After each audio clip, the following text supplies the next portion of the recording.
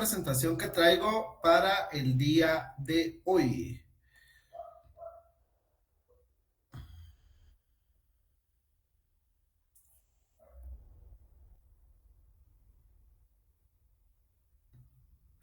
Pregunto, ¿pueden ver la pantalla, compañeros? Sí, Sí, licenciado. licenciado. Sí, licenciado. Excelente, gracias. Bueno, pregunto, ¿esto es de Derecho uno o de incluso de Derecho Civil uno? ¿Se recuerdan ustedes que hacemos una clasificación entre actos y hechos? ¿Alguien me puede indicar qué son actos y qué son hechos?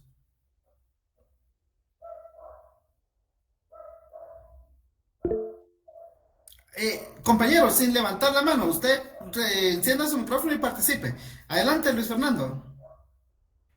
Yo recuerdo, licenciado, que unos son provocados por el hombre y otros podían ser por la misma naturaleza. Ah, muy bien, excelente. ¿Alguien más? Así como dijo el compañero, muy buena tarde, licenciado. Pues los actos devienen del ser humano, ¿verdad? Del hombre y los hechos devienen de la naturaleza. Excelente, muy bien. ¿Alguien más? Sí, licenciado, buenas noches. Buenas Un noches. acto es cuando el hombre tiene la voluntad de crear efectos jurídicos y un hecho es cuando es por medio de la naturaleza o también interviene el hombre, pero sin la voluntad de crear estos. Excelente. Todos los compañeros que participaron lo hicieron excelente, ¿verdad? Y nos dieron lo que necesitamos. Pero la compañera ahorita de último dijo una palabra muy importante, que es la voluntad, ¿sí? Entonces, en los actos, generalmente, de forma general lo vamos a decir, porque ya ustedes después van a ver que hay hechos que en los cuales pues también interviene el hombre, porque a veces decimos, en los hechos no interviene el hombre. De hecho, son cuestiones de la naturaleza y no necesariamente. Hay hechos en los cuales sí interviene el hombre, pero no necesariamente está la voluntad. Entonces es una cuestión un poco compleja. Pero para temas de la clase, para lo que nos interesa para el día de hoy, ya después ustedes conforme vayan adquiriendo conocimiento, pueden ir ampliando estos conceptos, pero por el momento podemos quedarnos con lo siguiente. La diferencia entre los hechos y Elisa o Elsa, perdón, ¿desea decir algo? ¿Tiene encendido su micrófono? No. Elsa, ahí está. Ok, entonces, la diferencia entre los hechos y los actos radica principalmente en la voluntad. Los actos son cuestiones que provienen principalmente de la voluntad de las personas, mientras que en los hechos no interviene la voluntad de la persona. Entonces, dentro de un proceso tenemos actos procesales y tenemos hechos procesales, que si seguimos con la misma idea, con la misma base de que los actos son producto de la voluntad y los hechos no son producto de la voluntad, entonces podemos entender de que los actos procesales, nos dice Couture, son un acto procesal, es aquel dominado por la voluntad jurídica idónea para crear, modificar o extinguir derechos procesales. Mientras que un hecho procesal son acontecimientos que sin ser voluntarios proyectan sus efectos dentro del proceso. Entonces, ¿dónde radica la diferencia entre un acto procesal y un hecho procesal? En la voluntad. Entonces, actos procesales son aquellas acciones que realizan los sujetos procesales o son aquellas acciones que realizan las personas que intervienen dentro de un proceso y que va a tener efectos dentro de un proceso. Mientras que los hechos procesales se refieren a aquellos acontecimientos que no dependen de la voluntad humana, pero que van a tener efectos dentro de un proceso. ¿Sí? ¿Alguien me puede decir qué entiende por... Entonces, ¿quién me puede dar un ejemplo de un acto procesal? Sí, alguien puede, según lo que les expliqué, ¿alguien puede decirme un ejemplo de un acto procesal? Adelante, sin levantar la mano, compañeros, porque si no Cometer tenemos... cometer un delito, licenciado. Eso es previo al proceso, porque recuerden que cuando se comete un delito, después se inicia el proceso por la comisión de un delito. Aquí ya cuando hablamos de un acto procesal o un hecho procesal es dentro de un proceso. El matrimonio.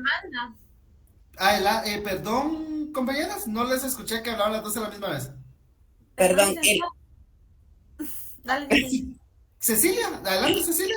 el matrimonio.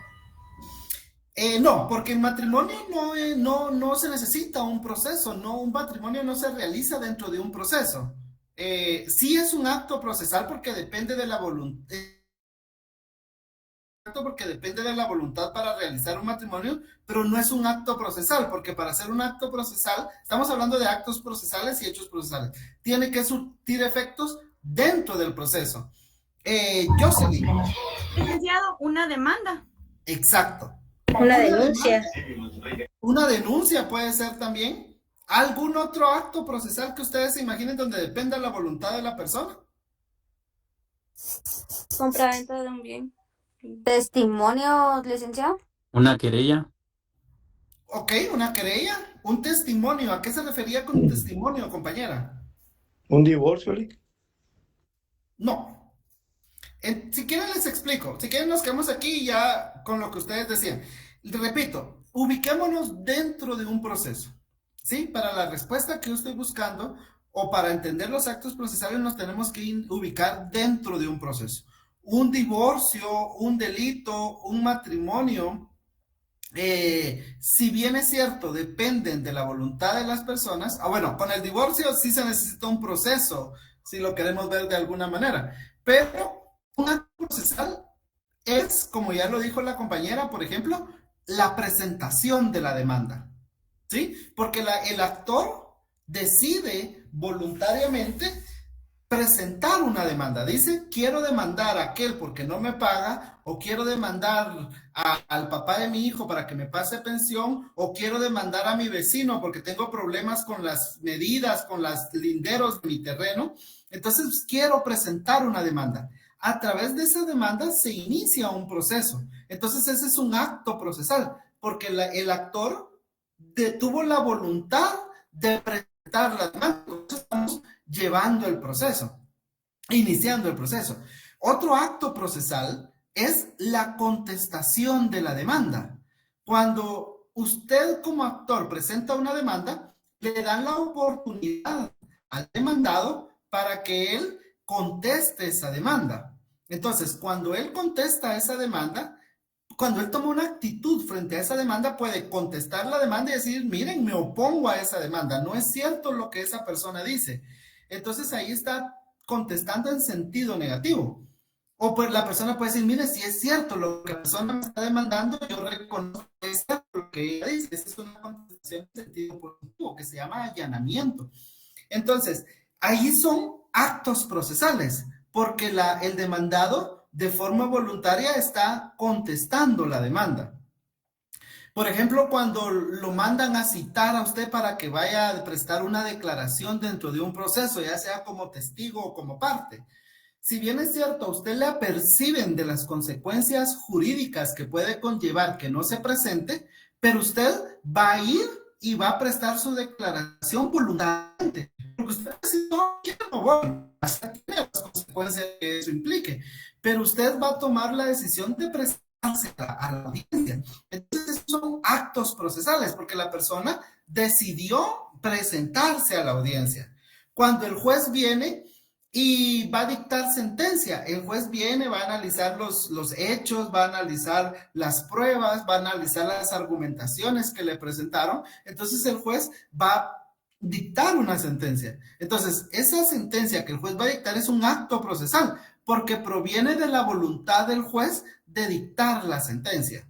¿Estamos? Son todas aquellas, los actos procesales son todas aquellas situaciones o acciones que se realizan dentro de un proceso. Como repito, un matrimonio sí es cierto, es un acto, porque proviene de la voluntad, pero no se necesita un proceso.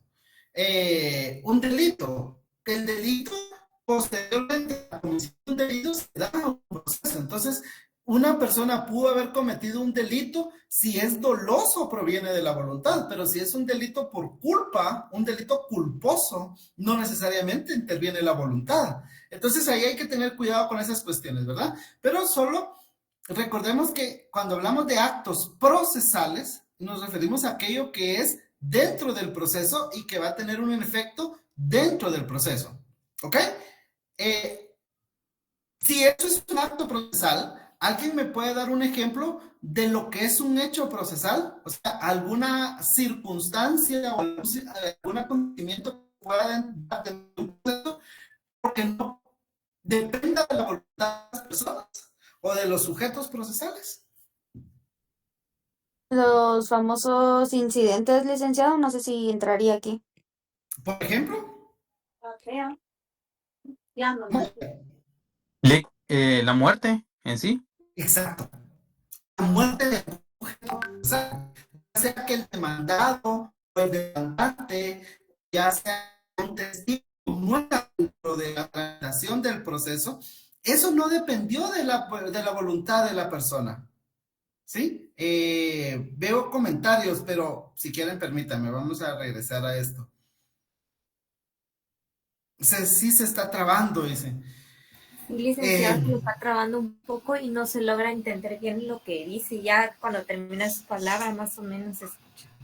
Ok. Sí, qué raro esto, realmente es bastante extraño. Lo que voy a hacer es que en una próxima mejor voy a dar la clase allá abajo, donde hay otro router, tal vez ese funciona mejor. Sí, las diapositivas siempre se va a compartir. Pero entonces les decía, compañeros,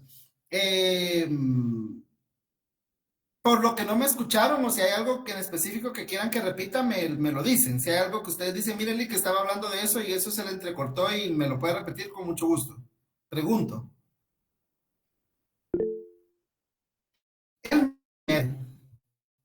Sí, licenciado, cuando estaba hablando del ejemplo de lo de la muerte, ahí creo que todos nos quedamos, se le entrecortó todo. Muy bien, gracias, compañera. Ok, cuando hablamos de la muerte, por ejemplo, la muerte, en principio, ¿verdad? Porque a menos que sea un suicidio, ¿verdad? Pues no va a depender de la voluntad de la persona. Pero digamos que si dentro del proceso, dentro de la tramitación del proceso, muere el demandado o muere el demandante o muere alguno de los testigos o incluso muere el juez, eso va a tener consecuencias dentro del proceso, que no necesariamente, que en estos casos, como les decía, no va a depender de la voluntad de la persona que falleció morir. O sea, ¿qué tal vino y tuvo un paro cardíaco y falleció?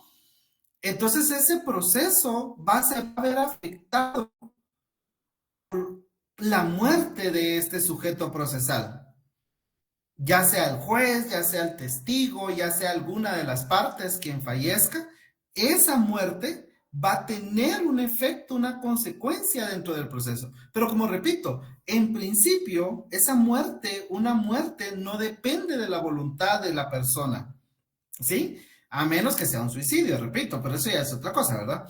Otro ejemplo, muy bien, el ejemplo de la muerte, perfecto. Otro ejemplo que me puedan dar sobre un hecho procesal, donde no intervenga la voluntad de las personas.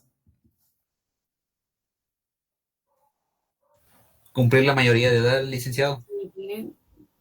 Ok, muy bien. ¿Puede ampliar eso? Yo ya lo entendí, pero explíquelo. Por ejemplo, cuando alguien cumple la mayoría de edad ya es sujeto de diferentes obligaciones y derechos de igual manera. Ok, entiendo, ¿verdad? Se puede dar que, por ejemplo, que un menor de edad a través de su representante legal, que en principio sería la progenitora o el progenitor, o sea, el papá o la mamá, inicien un proceso.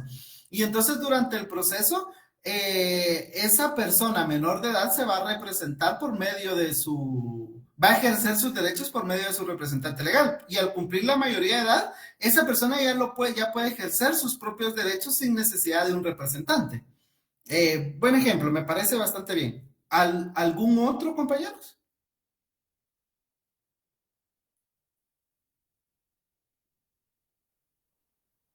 Puede ser una captura, Lick. ¿Cómo así? Amplíeme, amplíeme. En un hecho procesal, cuando capturan a las personas o hacen allanamientos. ¿A qué persona se referiría usted con capturarla? Que pudiera afectar dentro del proceso. Bueno, sería a los delincuentes, a los autores de algún hecho delictivo. No, yo creo que ahí no. Tal vez No. es un poco complicado y habría que analizarlo mucho, pero si quiere, dejémoslo ahí pendiente para analizarlo entre que sí y no. Ok, está bien. Bueno. Licenciado, viendo un poquito Adelante. esto de la compañera, lo que comentaba de la aprehensión, tal vez viéndolo un poquito más en el ámbito civil, tal vez la coerción de la parte demandada, por decirlo así. Por ejemplo, se trabó un poquito, Lick, ¿me podría repetir? sí, si usted puede ampliar su idea, su respuesta. Al final, pues, las medidas de coerción no son voluntarias dentro de la parte que está siendo, pues, por decirlo así, obligada a comparecer. Sería mi punto de vista. Ok, pero ahí la medida de coerción sí se ejecutó por voluntad de alguna de las partes, que fue el juez. Ya. Muchas gracias. Ajá. Licenciado, Adelante, Luis. disculpe, por ejemplo, si en un dado caso fuera alguna persona que está en algún proceso y así poniendo de ejemplo el accidente que sucedió con la camioneta. Exacto. Ahí vamos, ¿verdad? Pero ahí caemos otra vez a la muerte, ¿verdad? Sí. La persona iba lo citaron para ir a presentarse ese día a declarar y ahí sí que lamentable lo que sucedió, ¿verdad, compañeros? Pues creo que merecen todo nuestro pésame y nuestra consideración estas personas, pero nos sirve, ¿verdad? Y qué bueno que estemos pendientes de lo que sucede en nuestro país. Efectivamente, por ejemplo, alguna de las personas que venía dentro del bus, de verdad, por ejemplo, digamos, fue citada para venir a prestar su declaración como testigo ese día a las 10 de la mañana y lamentablemente no se podía presentar. Entonces, ¿y por qué? Porque murió. No dependió de la voluntad de él presentarse o no. Fue un hecho procesal porque no dependió su voluntad presentarse o no. ¿Y tuvo efectos en el proceso? Claro, la audiencia se tuvo que suspender y reprogramar o ya no va a haber testigo quien pueda declarar sobre los hechos por los cuales fue citado, ¿verdad? Entonces, pero ahí caemos otra vez a la muerte. Pero si es solo como para aterrizar la idea de lo que decían de la aprehensión, el nacimiento de una persona.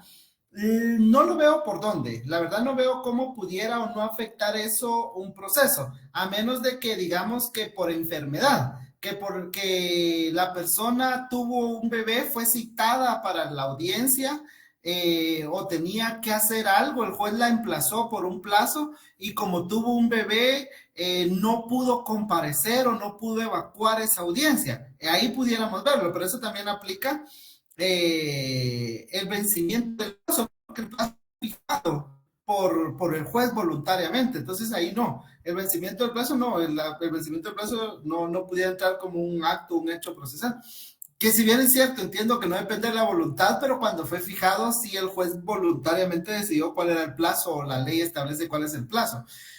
Ok, pero les decía, como para ver esto de la aprehensión, por ejemplo, un testigo necesita presentarse o el demandado fue citado para presentarse a declarar, ¿verdad? Y que si cuando una noche antes de la audiencia, en su carro, la policía lo para y lo llevan capturado y pasa todo el día siguiente sin que le dé su primera declaración. Entonces él no se puede presentar al día siguiente a la audiencia. Digamos que eso pudiera ser un hecho procesal, porque esa aprehensión tuvo un efecto jurídico y él a menos, ¿verdad? Que haya sido que lo capturaran para no presentarse, pero digamos que él no tuvo la intención de ser aprehendido, sino que se dio, fue una circunstancia que no dependió de su voluntad. Pero si quieren el ejemplo más fácil que podemos entender sobre un hecho procesal es el famoso COVID. ¿Recuerdan lo que sucedió en el COVID? ¿Alguien me puede indicar aquí qué recuerda que sucedió durante la pandemia, durante el COVID? El encierro. ¿Ok? ¿Y eso qué provocó jurídicamente o con los procesos o con los juzgados? Que se suspendieran. Exacto, los juzgados tuvieron que cerrarse y por lo tanto los plazos se suspendieron, los procesos se suspendieron, las audiencias se suspendieron. Entonces tuvieron que señalarse nuevas audiencias. ¿Dependió de la voluntad del hombre que se diera esta pandemia? No. ¿Dependió de alguno de los sujetos procesales que nos tuvieran que encerrar, como dijo el compañero? No. Pero sí tuvo efectos en eso. Porque las audiencias se suspendieron, los plazos se suspendieron, ¿verdad? Algunas personas a raíz del COVID murieron, lamentablemente. Entonces, hubo efectos dentro del proceso. ¿Estamos de acuerdo? ¿Alguna duda o algo que no haya quedado claro entre actos procesales y hechos procesales?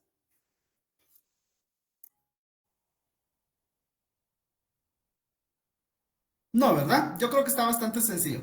Ok, ahora, los actos procesales, ya dijimos que dependen de la voluntad de los sujetos procesales. ¿Quiénes son los sujetos procesales? Los sujetos procesales son aquellos que intervienen dentro de un proceso. Sujeto procesal no es igual a parte procesal. Las partes únicamente es el actor y el demandado. Sin embargo, los sujetos procesales son todos aquellos que intervienen dentro de un proceso. Y dentro de un proceso va a intervenir el juez o el órgano jurisdiccional, van a intervenir testigos, va a intervenir incluso el secretario, los oficiales, van a intervenir diferentes personas dentro de un proceso. ¿Ok? Entonces, cuando hablamos de actos procesales, estos actos procesales pueden ser opcionados por tres, se pueden clasificar en tres. Los actos procesales del órgano jurisdiccional, los actos procesales de las partes y los órganos jurisdiccionales de terceros. Los actos procesales de terceros. Cuando hablamos de los actos procesales de las partes, repito, nos referimos, cuando decimos partes, únicamente al actor y al demandado, o al demandante y al demandado. Alguien había levantado la mano. Adelante, compañero o compañera. Sí, licenciado, es muy difícil lograr entenderle porque sí le escuchamos, pero se entrecorta demasiado. Ok, lo repito. Y cuando sea así, dígamelo, yo regreso, ¿verdad? Les decía, los actos procesales, ya lo dijimos hace un momento, son aquellos que dependen de la voluntad de la persona, dependen de la voluntad de una persona. Los hechos procesales no. Entonces, cuando hablamos, sí, el problema es que, ¿qué hacemos? Lo único que se me ocurre es de que me conecte a través de mi teléfono. Veamos. Denme un segundo. Voy a intentar conectarme a través de mi teléfono y hablar con mi teléfono. Permítanme.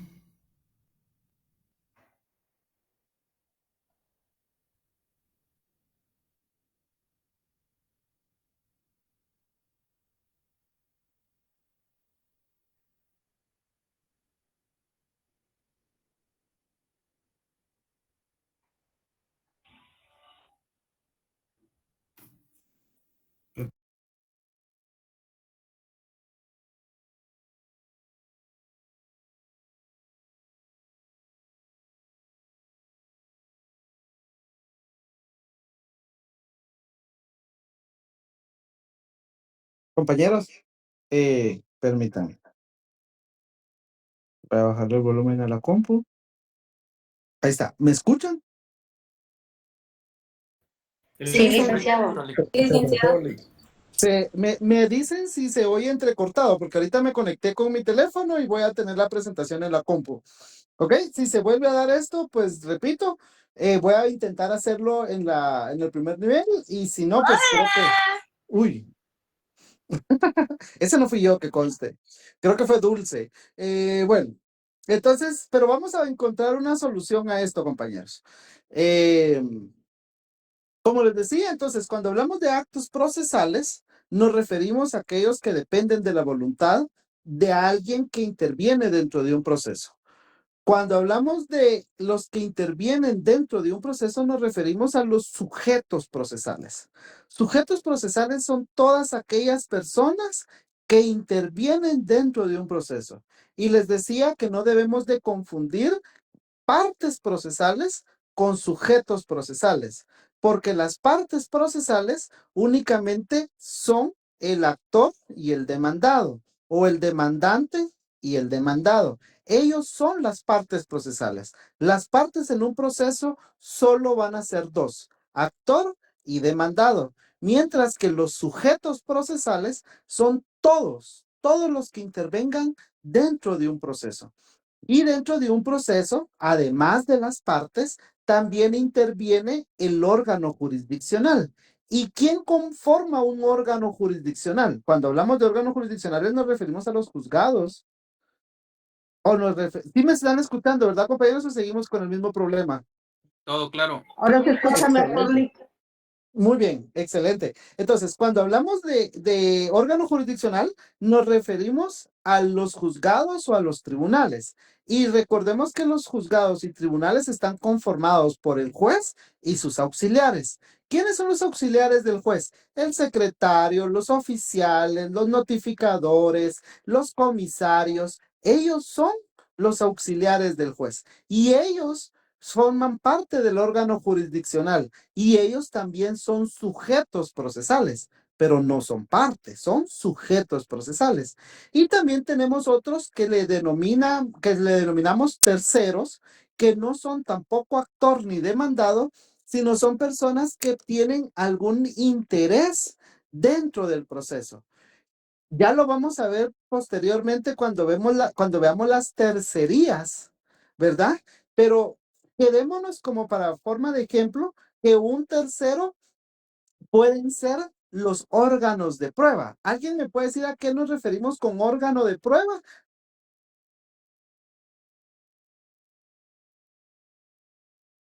Testigos, Lick. Exacto.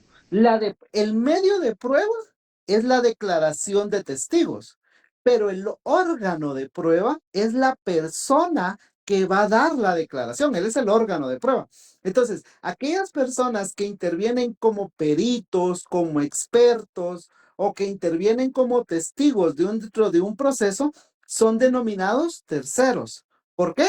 Porque no son parte, no son ninguna de las dos partes, no son actor ni demandado, tampoco conforman o son parte del órgano jurisdiccional, no es juez ni son auxiliares del juzgado, sino que intervienen dentro del proceso, pero porque son testigos o porque son peritos o porque son lo de las tercerías, que ya lo vamos a ver más adelante. ¿Tenemos claro entonces la diferencia entre sujetos procesales y partes procesales? Sí, licenciado. Excelente. Ok, entonces, cuando hablamos de partes, de las partes procesales, como les decía, nos estamos refiriendo únicamente al actor y al demandado. Y estas partes, el actor y el demandado pueden realizar actos procesales, claro. ¿Y en qué va a consistir el acto procesal que ellos van a realizar? En buscar obtener la satisfacción de una pretensión. Por ejemplo, en un acto procesal del actor, ¿cuál sería? La presentación de la demanda. Ese es un acto procesal. ¿Qué otro acto procesal pudiéramos hablar de las partes? La contestación de la demanda, la presentación de una excepción por parte del demandado. Esos son actos procesales que realizan las partes dentro del proceso. ¿Estamos de acuerdo? ¿Por qué? Porque buscan obtener la satisfacción de una pretensión. En el caso del actor, ¿cuál va a ser su pretensión? Lo que le va a pedir al juez en su demanda. ¿Y el demandado cuál va a ser su pretensión? Pues depende de la actitud que haya tomado dentro del proceso al momento de contestar la demanda o lo que él busque con la presentación de una excepción, por ejemplo, ¿verdad? Pero cuando las partes presentan un memorial o hacen una solicitud al juez, es un acto procesal. ¿Ok? De terceros, como ya lo decíamos, que un testigo se presente al juzgado a dar su declaración, eso es un acto procesal, porque él se presentó voluntariamente y va a responder un poco coaccionado, ¿va? Porque hay apercibimientos si no se presenta, pero él decidió presentarse a la audiencia, entonces por lo tanto es un acto procesal, que el testigo se presente a la audiencia a dar su declaración. Ahora, creo que aquí lo más importante, porque ya los actos procesales de las partes los vamos a ver más adelante. Por ejemplo, el escrito de la demanda, los requisitos de la demanda, artículo 61, Código Procesal Civil y Mercantil, la contestación de la demanda, las excepciones, eso lo vamos a ver mucho más adelante. Los medios de prueba también lo vamos a ver más adelante. Entonces, ahorita lo que nos interesa ver es los actos procesales del órgano jurisdiccional, es decir, los actos procesales que realiza el juez y los auxiliares del juzgado. Y dentro de estos actos procesales que realiza el órgano jurisdiccional, tenemos los actos procesales de decisión, de comunicación y de documentación. ¿Estamos de acuerdo? Aquí lo dice la presentación. Los actos procesales del órgano jurisdiccional son de decisión, de comunicación y de documentación. Cuando nos referimos a actos del órgano jurisdiccional, nos referimos a cuando hablamos de decisión, son los que realiza el juez.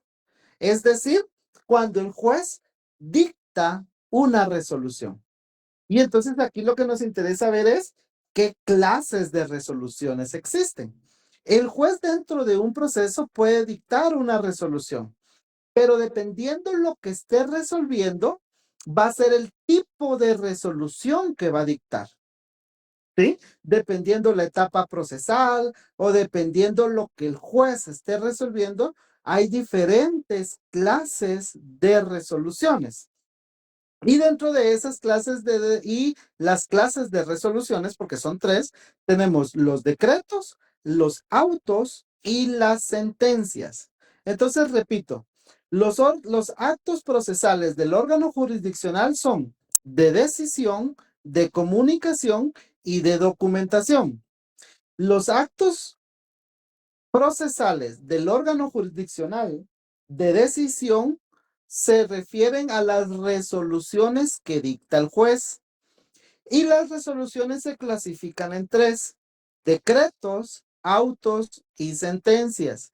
Entonces, por favor, alguien que tenga a la mano el artículo 141 de la Ley del Organismo Judicial, que haga favor de leerlo.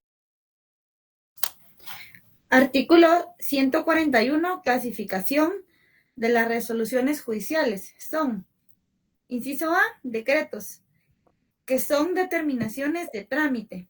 Inciso B, autos que deciden materia que no es de simple trámite, o bien resuelven incidentes o el asunto principal antes de finalizar el trámite. Los autos deberán razonarse debidamente. Inciso C, sentencias, que deciden el asunto principal después de agotados los trámites del proceso y aquellas que sin llenar estos requisitos sean designados como tales por la ley. Siguiente artículo. Artículo 142. Plazo para resolver. Las providencias o decretos deben dictarse a más tardar al día siguiente de que se reciben las solicitudes. Los autos dentro de 3 días, las sentencias dentro de los 15 días después de la vista, y esta se verificará dentro de los 15 días después de que se termine la tramitación del asunto, salvo que en leyes especiales se establezcan plazos diferentes, en cuyo caso se entenderá lo dicho en esas leyes. La infracción a este artículo se castigará Ahí con una dejémoslo, multa. ahí dejémoslo, ahí dejémoslo. Gracias, Jocelyn, muchísimas gracias, muy amable. Ok, estamos entonces en el artículo 141, encontramos la clasificación de las resoluciones y qué es lo que van a resolver, y en el 142 el plazo que se tiene para dictar esa resolución. Entonces, como ya lo dijimos, tenemos decretos, autos y sentencias. Los decretos son resoluciones de mero trámite. Los autos son aquellas resoluciones que no son de mero trámite, que no resuelven el asunto principal, pero que lo más importante, a diferencia del decreto, es que van razonados. El decreto no lleva un razonamiento, mientras que los autos sí llevan razonamiento. Y las sentencias son aquellas que deciden al asunto principal, es decir, es aquella resolución que le pone fin al proceso. Es aquella resolución que dicta el juez por medio de la cual va el juez a resolver el conflicto que se le puso de su conocimiento. Solo permítame que estoy buscando mi log, pero no sé dónde lo dejé el último día. Ok, pero no importa.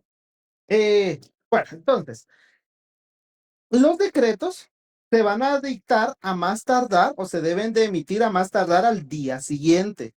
Para dictar un auto se tienen 3 días y para las sentencias se tienen 15 días. A menos, dice el artículo que la compañera nos leyó, artículo 142 de la LOG, a menos que la ley especial señale un plazo distinto. En este caso nos estamos sujetos entonces al principio de especialidad que está regulado en el artículo 13 de la ley del organismo judicial, que nos dice que cuando una ley especial regule alguna cuestión, nos tenemos que estar a lo que esa ley por ser especial regule y no a la ley del organismo judicial, que es una ley de carácter general. Entonces, las sentencias se van a dictar dentro del plazo de 15 días. Sin embargo, como lo vamos a ver más adelante cuando estemos en el próximo semestre, las sentencias dentro de un juicio oral o dentro de un juicio de ejecución no son 15 días para dictarse, los plazos son menores, ¿sí? Pero en principio las sentencias tienen 15 días, pero esa regla tiene excepciones cuando el proceso en sí regula un plazo menor, ¿ok? Bueno, 13, el artículo 13 es el que regula el principio de especialidad, ¿verdad? Pero solo es como referencia. Ahora, ¿a qué nos referimos con una resolución de mero trámite? Por ejemplo, usted presenta una demanda, presenta su memorial de demanda, el juez la va a calificar, va a revisar que llene todos los requisitos que la ley establece y el juez va a dictar, se tiene por recibida la demanda, se tiene por señalado lugar para recibir notificaciones, se tiene todo lo que el juez dicta, ¿verdad? Y va a decir, se acepta para su trámite la demanda de juicio oral, o se acepta para su trámite la demanda en juicio ordinario, o se acepta se acepta para su trámite la demanda de juicio sumario, qué sé yo, ¿verdad? Es una resolución por medio de la cual únicamente le vamos a dar trámite al proceso. No va a resolver absolutamente nada de fondo, únicamente sirve para darle trámite al proceso. Por ejemplo, dentro del proceso, se me ocurre, ¿verdad? Dentro de un proceso, por ejemplo, de juicio oral, dentro de un juicio de pensión alimenticia, el juez pidió que la trabajadora social adscrita al juzgado de familia emitiera o realizara un estudio socioeconómico. Entonces viene la trabajadora social, realiza su estudio socioeconómico, lo presenta al juzgado y el juzgado, ¿qué hace? ¿Lo agarra y lo mete dentro del expediente? No. El juzgado lo que tiene que hacer es emitir una resolución. Se tiene por recibido el estudio socioeconómico de fecha tal, practicado o realizado por la trabajadora social tal y tal y tal. Agregue sus antecedentes. Esa es una resolución de mero trámite, ¿verdad? No va a resolver nada que sea el fondo del proceso.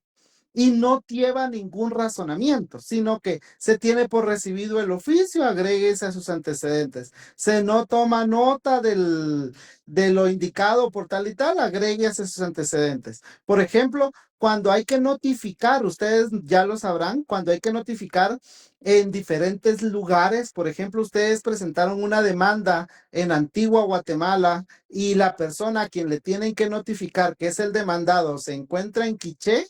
El juzgado de Antigua tiene que pedirle al juzgado de Quiché que vaya a buscar a esa persona a su casa. Entonces, dependiendo del juzgado que está comisionando y el juzgado comisionado, puede ser puede ser un exhorto o puede ser un despacho.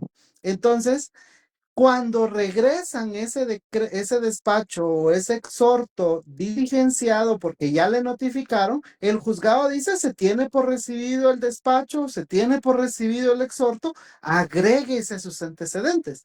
Insisto, no resuelven nada que sea de fondo, son resoluciones de mero trámite, ¿verdad? A diferencia de los autos, además de que llevan un razonamiento, es decir, tienen que dar la explicación tanto de derecho como de hecho, de por qué el juez está resolviendo en ese sentido. Y aquí, principalmente, los autos se van a dictar por dos razones. Número uno, porque van a resolver un incidente, decía ahí. Un incidente es una cuestión accesoria al proceso principal. Por ejemplo, yo presenté una demanda en contra de Jocelyn. Jocelyn no está de acuerdo con esa demanda porque dice, mire, él me demandó en un lugar que el juez no es competente. Entonces presento una excepción de incompetencia. ¿Por qué? Porque Jocelyn, como demandada, no está de acuerdo que el juzgado en el que yo presenté mi demanda sea un juez competente. Entonces, de excepción de incompetencia. Entonces, el juez va a analizar, va a estudiar la excepción que haya presentado Jocelyn y va a decir, Jocelyn tiene razón, yo no soy el competente para este caso, para conocer este asunto. Entonces el juez tiene que indicar cuál es el fundamento de derecho y tiene que explicar por qué razón dio con lugar o sin lugar esa excepción que se presentó. Entonces ahí está resolviendo un incidente, porque las excepciones se tramitan en la vía de los incidentes. Eso lo vamos a ver más adelante. Pero repito, si se presenta una excepción o un incidente dentro del proceso, ese incidente tiene que ser resuelto mediante un auto y el auto tiene que ser razonado. Es decir, el juez tiene que indicar cuáles son los artículos de la ley en las cuales está basando su resolución, pero además también tiene que explicar por qué está resolviendo de esa manera. Mientras que en el decreto no. En el decreto se tiene por recibido y agréguese o se le da trámite, se acepta, no se acepta, así sencillo. Mientras que en el auto sí tiene que motivar, tiene que explicar o, como lo dice la ley, tiene que razonar por qué razón está resolviendo de esa manera. Ahora, hay veces que los procesos no siempre van a terminar con una sentencia. ¿Por qué? Porque tenemos dos formas de terminar un proceso. Hay forma normal de terminar un proceso y forma excepcional de terminar un proceso.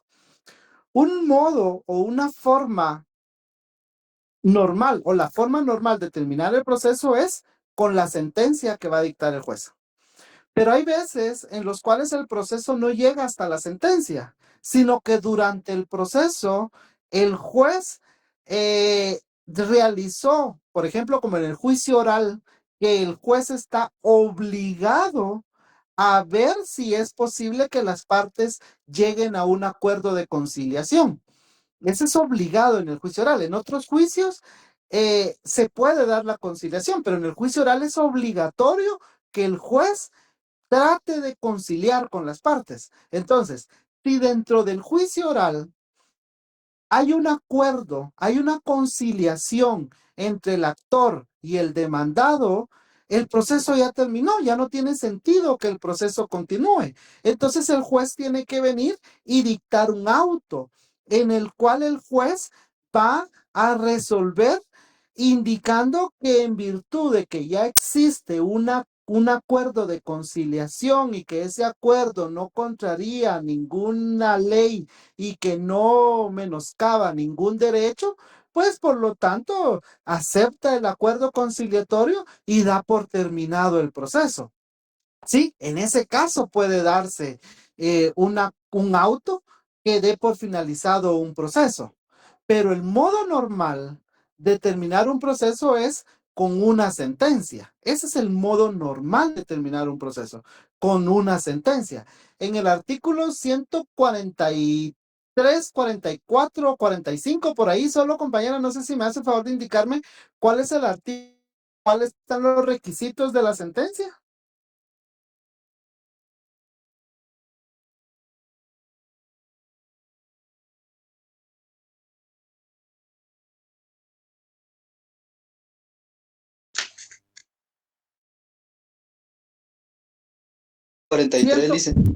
Excelente, gracias compañeros. Exactamente, en el artículo 143 de la ley del organismo judicial vamos a encontrar cuáles son los requisitos que debe conllevar una sentencia. ¿Sí? Entonces pregunto, o solo hago este pequeño resumen y ya pregunto si hay alguna duda. En primer lugar, los actos procesales del juzgado se dividen en de decisión, de comunicación y de documentación. Los actos procesales de decisión son decretos, autos y sentencias. Los decretos son resoluciones de mero trámite, no llevan razonamiento y se deben dictar a más tardar al día siguiente. Que no lleven un razonamiento no significa. La ley del organismo judicial nos establece cuáles son los requisitos que deben de llevar todas las resoluciones, como es el nombre del juzgado, la identificación del proceso, la fecha, los artículos y las firmas, ¿verdad? Esos son requisitos indispensables en toda resolución. Entonces, los decretos son resoluciones de mero trámite, se dictan a más tardar al día siguiente y no llevan ningún razonamiento, únicamente le van dando trámite al proceso, ¿verdad? Los autos sí son resoluciones que tienen que llevar un razonamiento, se dictan dentro del tercer día y son aquellas resoluciones que resuelven incidentes, como en el caso de las excepciones que se tramitan en la vía incidental, o bien le pueden dar fin a un proceso, pero, por ejemplo, cuando hay una conciliación, cuando hay un desistimiento, cuando hay un allanamiento, en estos casos no se dicta una sentencia, sino que se dicta,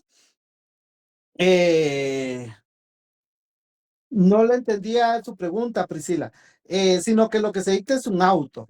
Y las sentencias son aquellas que se dictan dentro del plazo de 15 días, es la forma de terminar, es la forma normal de terminar un proceso y son las que deciden el asunto principal. Es decir, es la forma o en ellas está indicada la forma en cómo el juez resolvió el conflicto que le sometieron a su conocimiento. Pregunto, ¿hay alguna duda de esto, compañeros? Porque de esto fijo vienen varias preguntas en el examen. Adelante, Luis Alejandro. Una consulta, Lick. En los decretos usted dijo que se podían tramitar los exhortos y los despachos, me dijo, ¿verdad? ¿O estoy mal? Sí, por ejemplo, cuando de un juzgado mandan a otro juzgado para notificar y el juzgado que estaba comisionado para notificar ya cumplió con su diligencia de realizar la notificación, lo devuelve al juzgado que le ordenó realizar la notificación. Entonces, el juzgado que está conociendo el proceso hace su decreto.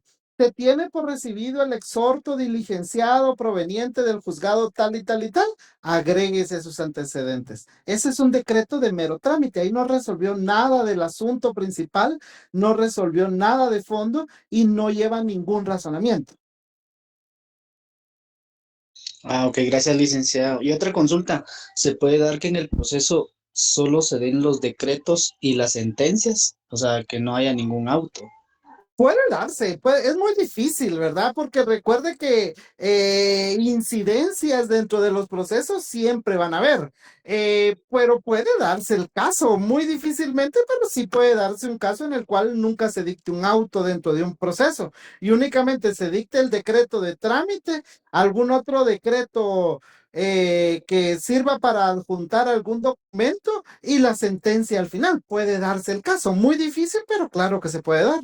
Todo depende cómo se va desarrollando y desenvolviendo el proceso. Ah, ok, gracias, licenciado. Con gusto. Adelante, Jocelyn. Buenas noches, licenciado. Fíjese que hay una parte que no escuché. En los autos, usted explicaba la forma de terminar un proceso, ¿verdad? De la forma normal. Y cuando usted hablaba sobre la conciliación, allanamiento o desistimiento, ahí, ¿cómo dijo que se llamaba esa forma? Extraordinarias o excepcionales o anormales de terminar un proceso. Extraordinarias, anormales o excepcionales. Cualquier cuestión que no sea normal. Ok, gracias, licenciado. Con gusto. Luis Sarbelio. Sí, licenciado, solo quiero estar seguro. Por ejemplo, yo tengo que un incidente es, digamos, o sea, es un proceso pequeño que surge en un proceso grande, diríamos así, para resolverlo. Así sería, Exacto. ¿verdad? Sí. De acuerdo. Solo quería tener esa definición en mí. Ok, claro. No tenga pena. Artículo 138, si no estoy mal, están regulados las excepciones, que existen los incidentes, que hay dos clases de incidentes, de hecho y de derecho. Por ejemplo, el incidente de hecho son 2 días de plazo a la otra parte, 8 días de que se abre a prueba y 3 días para resolver. Entonces es el famoso 283. 2 días para la otra de audiencia a la otra parte, 8 días de prueba y 3 para resolver. Entonces, ese pequeño proceso es un incidente que se lleva dentro del proceso principal, ¿verdad? Y para terminar ese pequeño proceso, ese pequeño incidente, se dicta un auto. ¿Estamos, Luis? ¿Solo qué artículo dijo? Disculpe. Si no es que no tengo mi ley del OJ aquí a la mano, pero si no estoy mal, 138. Sí, yo también tengo ese apunte. 135, dice Melanie. Gracias, Melanie. Sí, no crean que me sé los artículos de memoria, compañeros, discúlpenme. Y tampoco se los digo a ustedes que los sepan de memoria. Algunos se les van quedando a uno porque de plano, pero no está bien que uno se sepa los artículos de memoria, y mucho menos que usted en su privado vaya a quererse llevárselas diciéndole a Lee que se las sabe de memorias, porque muy probablemente va a perder su examen. Entonces, no. ¿Ok? Priscila, adelante. Sí, buenas noches. Anteriormente mencionó sobre los requisitos de las sentencias. Solo quiero confirmar si entonces es el artículo 147, que habla de la redacción de sentencias y su ejecución. Sí, seguramente, les insisto, no tengo mi ley a la mano, pero por ejemplo aquí en la presentación tengo que en el artículo 143 de la ley del organismo judicial tenemos los requisitos de las resoluciones, que es el nombre del tribunal, el lugar, la fecha, el contenido, la cita de leyes y las firmas. Ya las sentencias en sí llevan otros requisitos que están ahí en la ley del organismo judicial.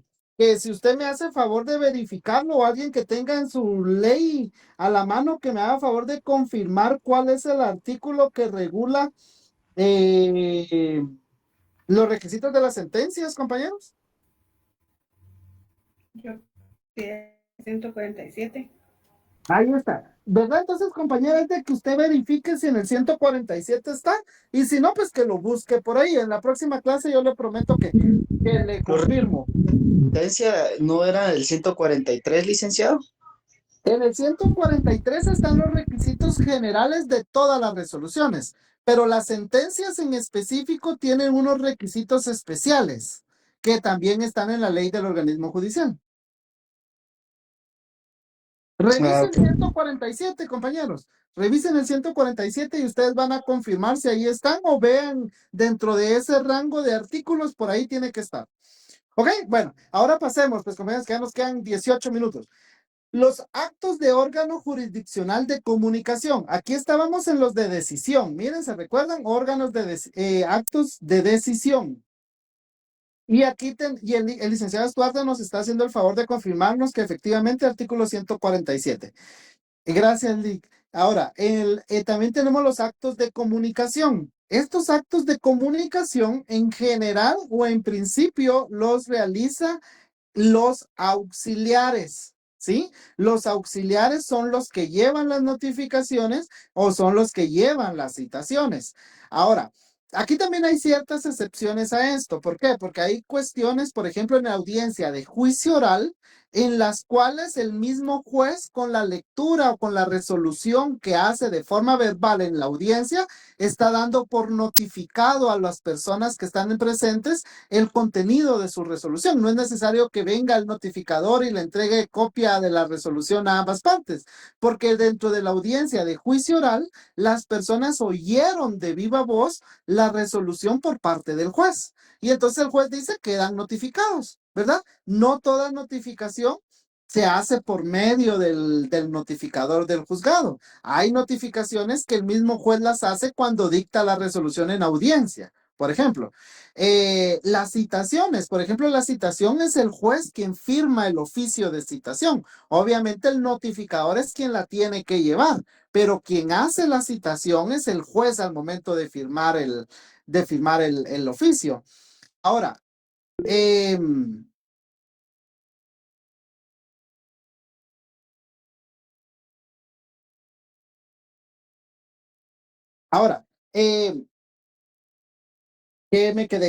perdí aquí, compañeros. Ahora, también, dependiendo del tipo de juicio, en qué proceso nos encontremos, también podemos estar de que podemos encontrar que no toda citación puede ser de forma escrita. La ley actualmente ya permite que hayan citaciones incluso de forma telefónica, ¿verdad?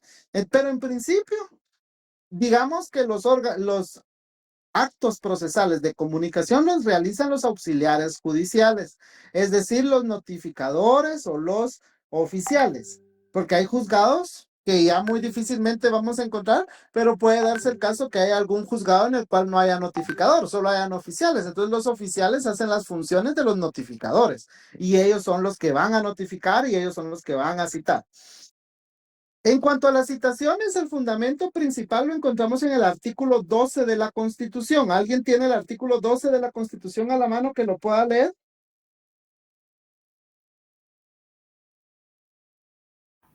Acá lo tengo, licenciado. Dele, por favor. Derecho de defensa. No. Entonces, no es el 12. Lea el 12 porque ya me dio pena que no es el 12. El de derecho de defensa dice... Perdón, es 32. Ahí me confundí en la presentación, pero era lo que les decía el otro día, de que esos pequeños errores hacen de que los compañeros tengan que estar presentes. Artículo 32, no es 12, sino 32. Objeto de citaciones. No es obligatoria la comparecencia ante autoridad, funcionario o empleado público si en las citaciones correspondientes no consta expresamente el objeto de la diligencia. Excelente, gracias, compañero. ¿Se dan cuenta? Que a ustedes los mandan a citar de un juzgado, les tienen que explicar con claridad y precisión para qué lo están citando. No es solo que, mire, preséntese mañana. No, pero ¿para qué? ¿Por qué? ¿Verdad? Pero lo que más nos interesa aquí son las clases de notificaciones. Ubiquémonos en el artículo 66 del Código Procesal Civil y Mercantil.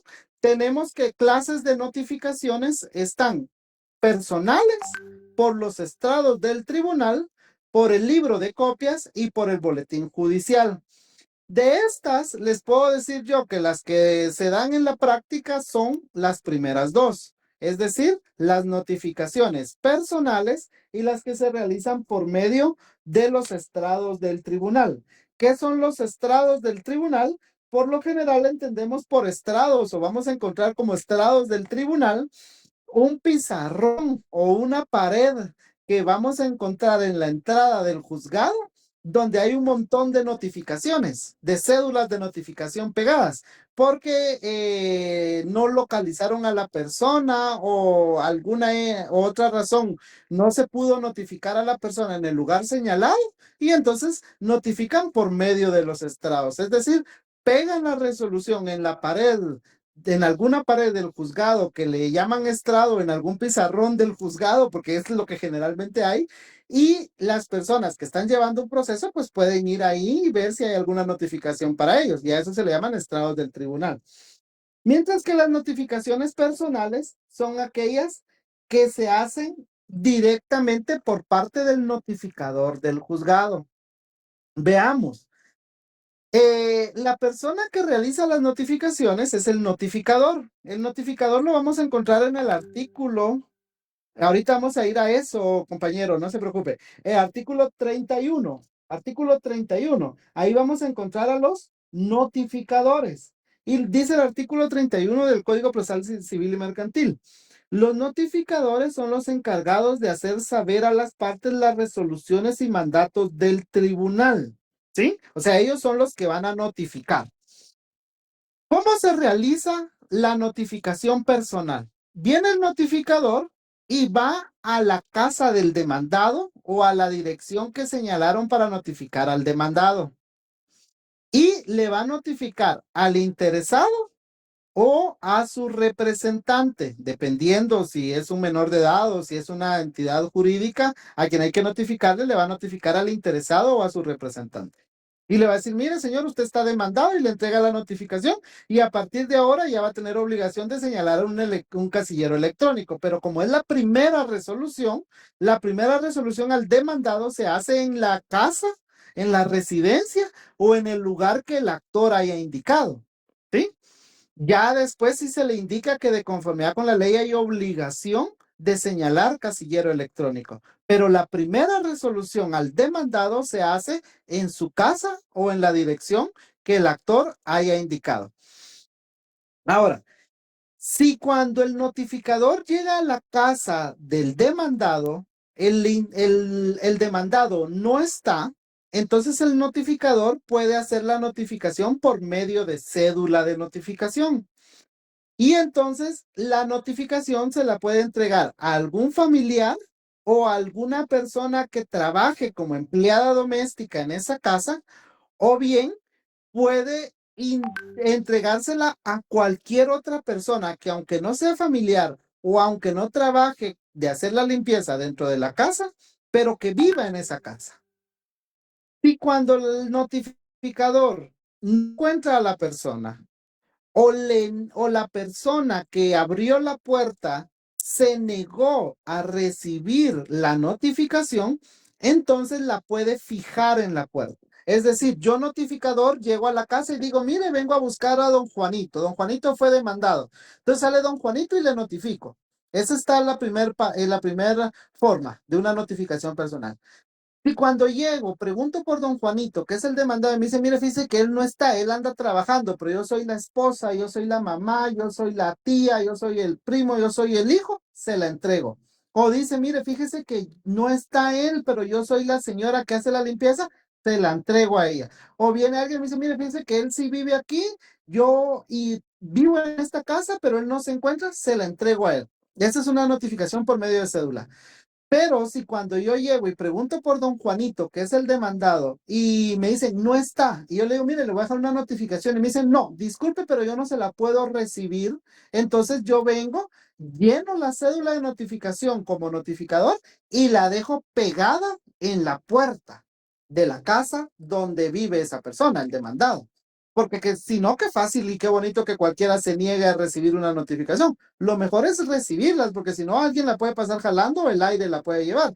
Yo cuando era notificador de un juzgado, lo que hacía era meterla abajo de la puerta para que la notificación no saliera volando, ¿verdad?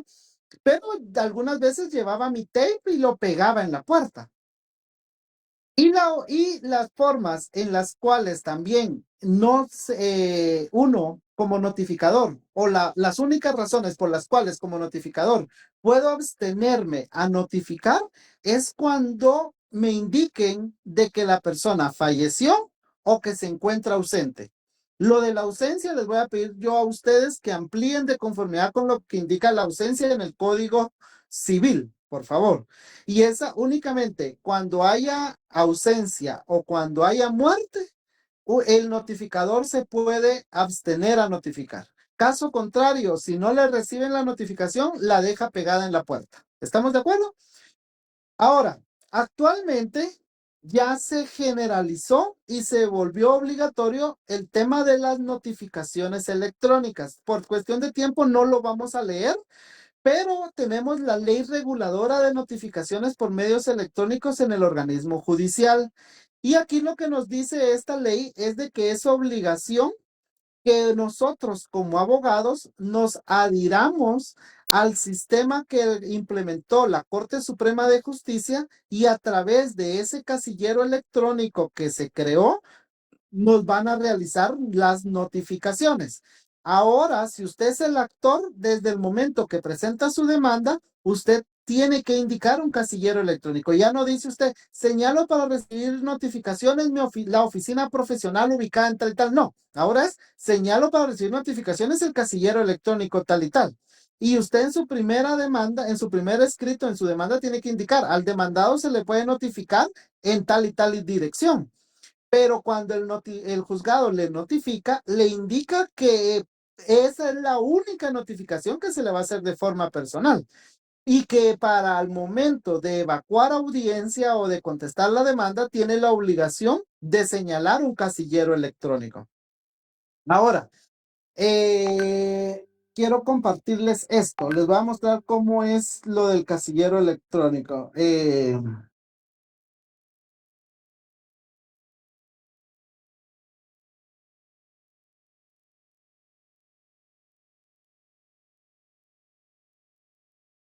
Como ven ustedes, a través de Google, uno puede entrar al portal. Si quieren, pongamos aquí, para que ustedes vean aquí cómo es esto, que me interesa que lo vean. Miren, ustedes están en Google y aquí ustedes ponen portal OJ.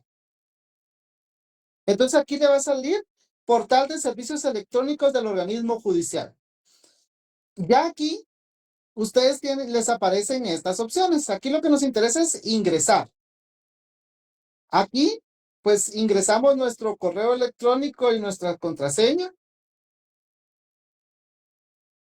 Le doy no soy robot, a menos que usted sea robot, ¿va? Si usted es robot, pues ahí ya no puede ingresar. Y le da ingresar. Para esto, usted lo puede hacer desde Google, pero yo en mi teléfono también tengo instalada la aplicación del OJ. A través de esta página, usted puede ingresar al OJ virtual, que es donde va a encontrar sus notificaciones, puede hacer sus solicitudes de antecedentes penales y hay otros tipos de consultas que usted puede realizar o incluso del Archivo General de Protocolos. Pero aquí lo que nos interesa es ingresar al OJ virtual. Aquí en el OJ virtual usted va a encontrar su bandeja de entrada de notificaciones y sus datos como usuario del perfil. Y acá va a encontrar usted sus notificaciones. Usted va a encontrar que tiene no leídas y leídas. ¿Sí? No leídas no tengo pendiente ninguna. Y de leídas, pues tengo aquí estas. El problema que sí yo veo con estas es que las notificaciones cada cierto tiempo se van borrando. Entonces, por eso es importante abrirlas e imprimir, ir haciendo uno su propio archivo digital o físico de las notificaciones, porque se van borrando del sistema. Miren, por ejemplo, a mí solo me aparecen estas dos notificaciones y yo tengo un montón, pero las demás ya se borraron. Si yo no las pude imprimir y ver, fue mi problema. Ya no puedo acceder a ellas. Entonces yo toda notificación la descargo y voy guardando. Es que en estas notificaciones, como ustedes ven aquí, me va a indicar el número de proceso, un correlativo que no me importa, y la fecha y la hora de notificación. ¿Por qué es importante esto? Por el tema de plazos. me va a indicar qué juzgado o qué dependencia es la que me está notificando. En este caso, por ejemplo, yo tengo una del juzgado de instancia civil de Chimaltenango y tengo una resolución de la Sala Primera de la Corte de Apelaciones del ramo civil y mercantil. Me indica generalmente de qué trata la resolución, pero en este caso ambas dicen sin información.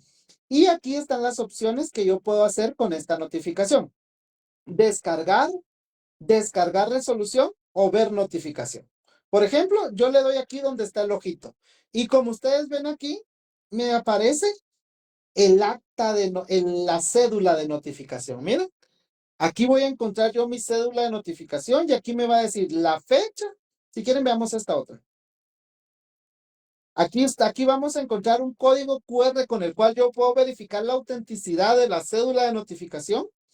Voy a encontrar la fecha que me notificaron, la hora que me notificaron, el nombre de la parte a quien están notificando, el casillero electrónico, que es mi casillero electrónico, y me va a indicar la resolución que me están notificando.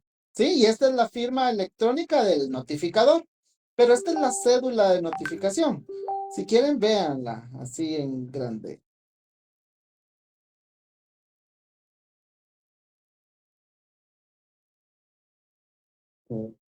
Yo creo que no lo ven ahorita que lo descargué. No importa. Ok, entonces, aquí vamos a encontrar la cédula de notificación. ¿Por qué esto es importante? Por los plazos, porque nos dice la fecha de la notificación y la hora de la notificación y la resolución que nos están notificando. Pero también vamos a encontrar la copia de la resolución.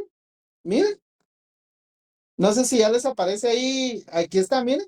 Yo esto lo puedo descargar y puedo descargar mi resolución. Esta resolución tiene su código QR y como se dan cuenta que este es un decreto. Tiene la identificación del juzgado, el nombre de la sala que me está resolviendo, la fecha, lo que me está resolviendo, los artículos en los cuales se basaron para dictar esa resolución y la firma del magistrado presidente de la sala y del secretario de la sala.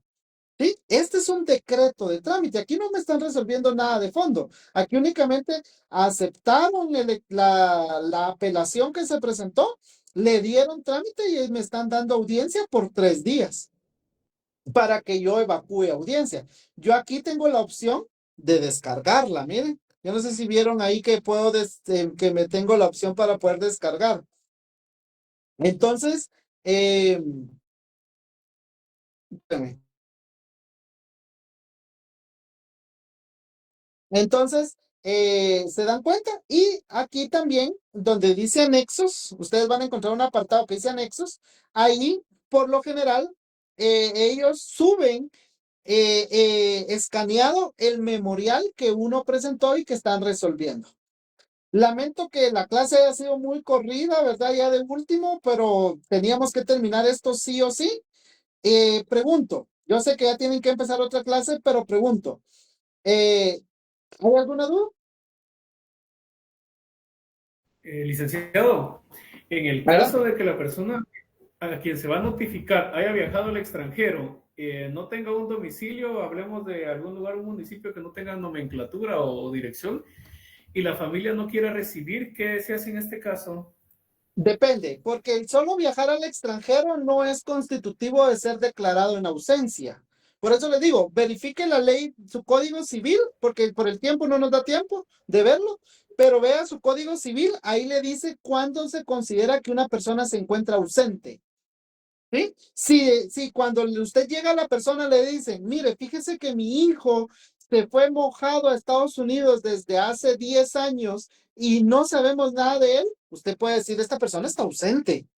¿Sí? Esta persona no sabe, pero si le dicen, fíjese que mi hijo se fue a Estados Unidos y él regresa hasta la otra semana, mira, aquí está la notificación. No se la puedo recibir. Fíjenla en la puerta, usted como notificador. O usted pide, o si usted es notario notificador, se fija en la puerta. Porque el hecho que la persona ande de viaje no significa que no se pueda notificar. Las únicas formas para no notificar es que esté ausente o que haya muerto la persona.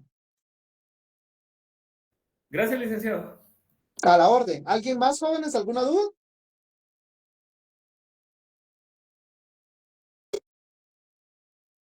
No. No, Lick, gracias, feliz noche. Bueno, igualmente, compañeros, me disculpo nuevamente por lo corriendo, pero si no terminaba este tema, sí me jalaban las orejas ahora. Ah, son mentiras.